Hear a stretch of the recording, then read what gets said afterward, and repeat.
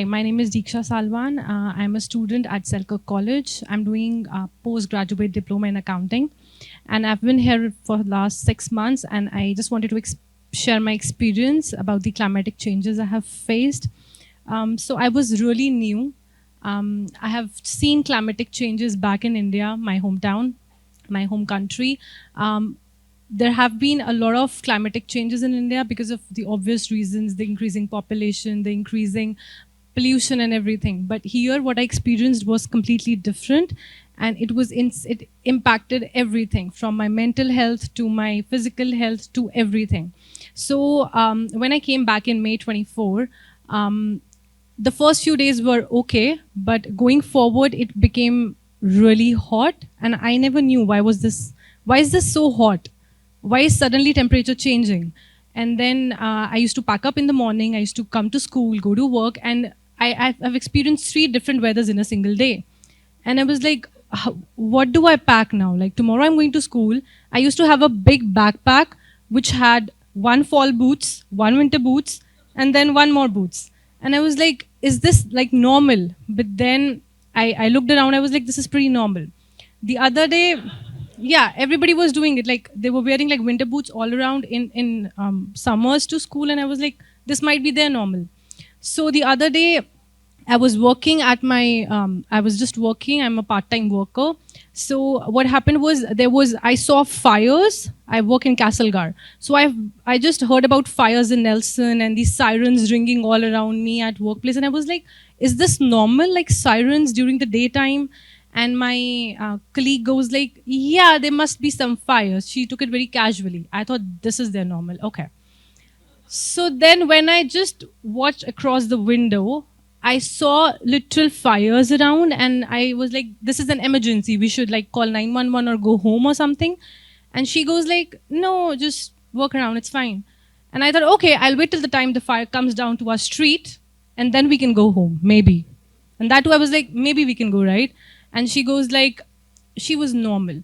So I thought, okay, I maybe have come to the wrong country.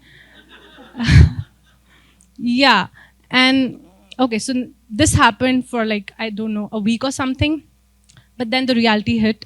And the 10th day, I fell sick. I was dehydrated. I had low blood pressure. I was rushed to the ER. And then I came to know that I am not eligible for any federal or provincial services as an international student, and you have to wait for 5 years to get through a doctor. I was like, 5 years? Back in India, it used to take like 10 minutes. Just call up, get to the doctor, go visit and come back. So that was new again. I was like, okay. I went through the ER services. I was really dehydrated. They suggested some medicines. I came back home. I was okay. So next 10 days, again, the same story. And I was like, okay, I'll get used to this weather change. And then it went extreme. So with the winters coming in, I was not prepared. And I didn't know how to cope up. In my home country, while schooling, I was a commerce student, that is an accounting student. So they never taught me about anything related to environmental studies. I just had a subject when I was, I think, grade 5, and that was about it. So for whole my life, when I got my senses, when I knew what to do, what not to do, I was not told about anything about environmental studies. I just read what I read online. So when I came in here, I took accounting. There was just a seminar, maybe 1 or 2 every now and then about the environmental studies. So I didn't know how to cope up with it. So I think as a suggestion for which I'm doing the talk today as an international immigrant is that I literally demand now, because I've been through it, I literally demand an extra course which should be implemented, not in just environmental studies, people who are studying environment, but for everyone, each course, so that we can study that, relate to it, and then that would help us survive through. So I have had friends who have gone through similar situation, and they have been in the similar place, but then we don't know what to do. I was lucky enough to get through a few people who were localites, and they helped me through a lot. They told me this is the extreme, and they took it really seriously, and they have shared with me that they have been facing problems like breathing problems, asthma, and it has been getting worse every year. And I thought that's not really cool, but then okay, but then they helped me through it. I got my clothes sorted.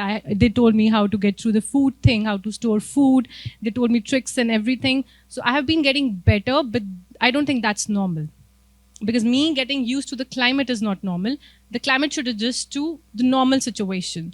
So the other day, my friend, she also shared the same experience with me, that we really demand some environmental studies in the college, and from the very beginning, and it should be very continuous. We have seminars every now and then, but then they are informative, but it's all forgotten in a day.